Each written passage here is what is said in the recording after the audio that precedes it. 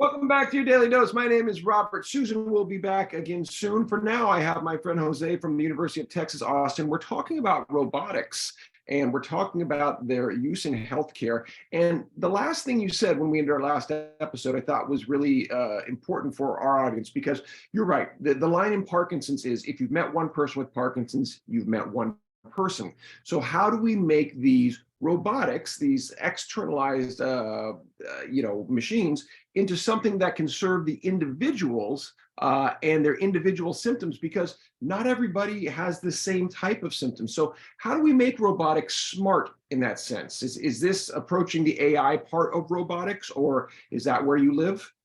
Yeah, this is the area where I live, because we can think of robots it is a very interesting discipline, in the sense that the first thing that we may think of is the physical robot, and this is mechanical engineering. How do you build those robots?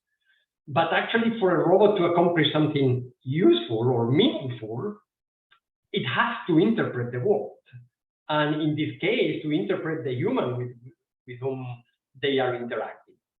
So this is where the artificial intelligence comes into play, because this is exactly that, understanding the situation, and which is the action that best fits that situation here and now.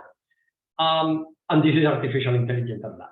And a big component is how can we teach the robot to interpret the world? How can we teach the robot what actions to execute that will fulfill better the goal of the human, not its goal. It is the goal of the human. So, and this is the machine learning component, and the machine learning component in conjunction with the human. And this is, I believe, something that it is less well understood than when we have a robot acting by itself. And I would say that the robot acting by itself, the autonomous car is the example, is easy because you only have the robot. But when you have the robot and the human, well, they need to get in sync. They need to get coupled. Yeah, we're talking about relationship. You mentioned the car, which is a good one, because the relationship there is more environmental. There is human behavior that it's integrating with. However, it's still autonomous, right? The piece of machinery. Now, in this case, you're talking about syncing a robot with a person. So how do these two communicate, the human and the robot, in such a way that they are integrated and working, positively together? What challenges are there with that? I mean, I guess just in basic terms, how does a robot communicate with the human in the sense of, say, one of these devices you talked about? Yeah.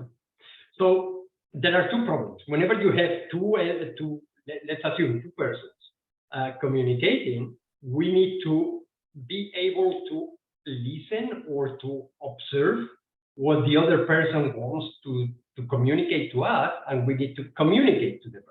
Now, this doesn't mean that we will need to always to speak out our intentions, because this is not the most efficient way in many situations. We simply perform or start initiating performing some actions, and we as humans, we have models of observing what the other person is doing, and this is watching, listening, hearing the noise that action is executing, feeling. Imagine that we are about to move together a piano. So you initiate a movement, I feel it, because I am holding the piano from the other side. I understand the kind of movement that you want to execute, and then I will assist you, I follow you, or I initiate and you follow me. So there are many ways to communicate. So how the robot will communicate? Well, it will initiate an action. This is pulling eventually, or pushing the piano, and I feel it. And the problem that we have is that we as humans, we have evolved to interpret very easily the intentions of our fellows, other humans. But when we have a robot that has a different shape, that is not communicating in the same way that we are used to do, because if the robot is simply pushing me, well, I feel it, but maybe I don't understand yet what the robot wants to tell me. So there is a learning process on the two sides. And how the robot understands what the human wants to do, in particular, this is the work that I do, we need to interpret, we need to analyze physiological signals that we are recording from the human body. In particular, neural system signals that we are recording from people's brain. Now, we may implant in order to get very clean signals. We can record the signals from outside by putting electrodes in contact with our head. But essentially, what we need to do is to interpret physiological signals that will allow, especially people with severe disabilities, this is the only way that they have to communicate reliably their intentions. Right. So this is great. This leads into another set of questions I wanted to get to, and that's actually our time for this. Can I still keep you for another episode? All right, you're doing great. Thanks so much. We'll be back in your next Daily Dose.